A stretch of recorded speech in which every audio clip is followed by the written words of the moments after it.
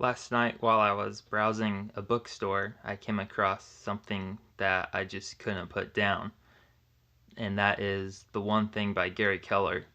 In one setting, I read like the first 90 or 100 pages. I didn't buy it, but I'm going to eventually, and I would highly recommend you check it out because there's so many nuggets of wisdom in this book that I think could apply to anyone no matter what you do. Um, and it's very understandable, very readable. It's not overly complicated. And the way the book is written is like certain things are underlined to look like someone else had already read the book and underlined things that stuck out to them. So it has a kind of homemade or like a used feel to it. But essentially, the one thing, like the basic philosophy of this book, is to focus on one thing. And if you don't know what that one thing you need to be focusing on is, then that is your one thing. To find your one thing.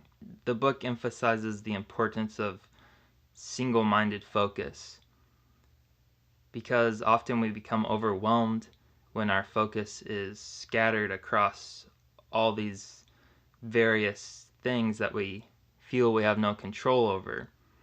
But if you just focus on one thing, the most important thing, then your life becomes less overwhelming and you can actually accomplish things. It's like if you're cutting down a big oak tree, if you focus your attention all across the entire tree, you just chop at one branch over here and then hit another branch over there, you're never gonna knock the tree down. But if you, with all of your ambition and energy in a single-minded focus, you attack just one part of the trunk of the tree, eventually you're going to start seeing progress and the tree will fall over. There was a quote in the book about being like a postage stamp. A postage stamp doesn't try to stick to everything, it just sticks to one envelope until it gets to its destination. So stick to the one thing that you need to do until you get it done.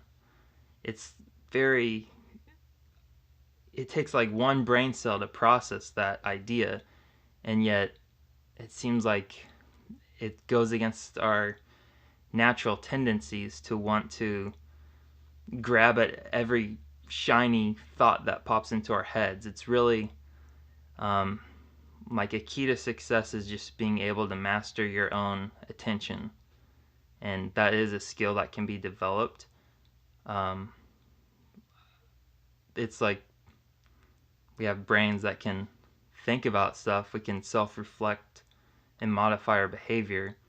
So, like, you might have a predisposition to being um, like lazy or any other negative attribute of being a person. A predisposition is not the same as a predetermination.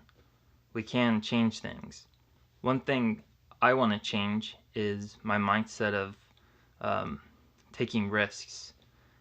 It's if you never take risks, if you never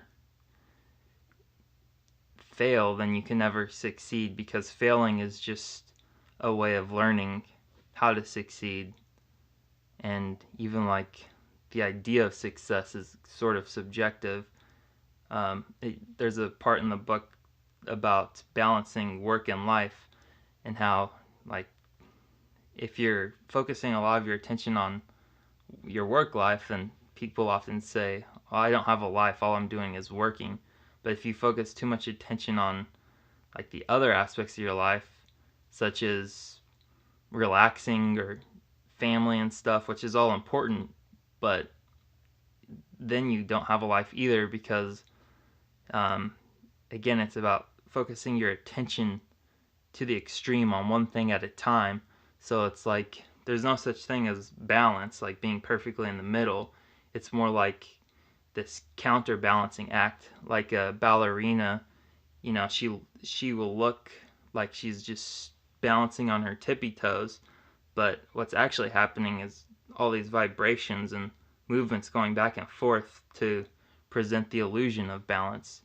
So that's how life is being able to um, calibrate yourself to different environments and stay level-headed. Don't fear going big. Act bold. This is something I want to try to embrace more. Just doing things.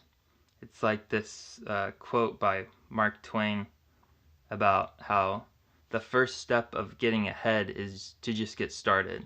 I need to read the book and fully digest it. My mind's sort of scattered all over just different things that stuck out to me in the book, and I'm just trying to remember like stuff that I read really fast. I normally have to think about stuff for a long time. It takes me a while to fully form an opinion on anything, and that doesn't come from a place of not having confidence in my opinions, but rather that um, I'm open to my mind being changed. So I find it difficult to say certain things with a lot of conviction because I'm well aware of the fact that in the future, when I absorb new evidence or new data, it's very likely that my opinion is going to change. However, certain things I am very confident in, like the idea of a growth mindset. That if you put your mind to something and you practice, you can develop virtually any skill. Um, Again, like if even if you don't have a genetic predisposition towards being an athlete, and that can help, but it's like if you did have a natural gift at being an athlete, but you never put the work in, then someone who doesn't have that natural gift is probably going to get better if they do put the work in. So that's just how I view things. Anyways, yeah, I'm making a video about a book I didn't even read or own, but I think you should read it. The One Thing. Check it out. It will hopefully help your life.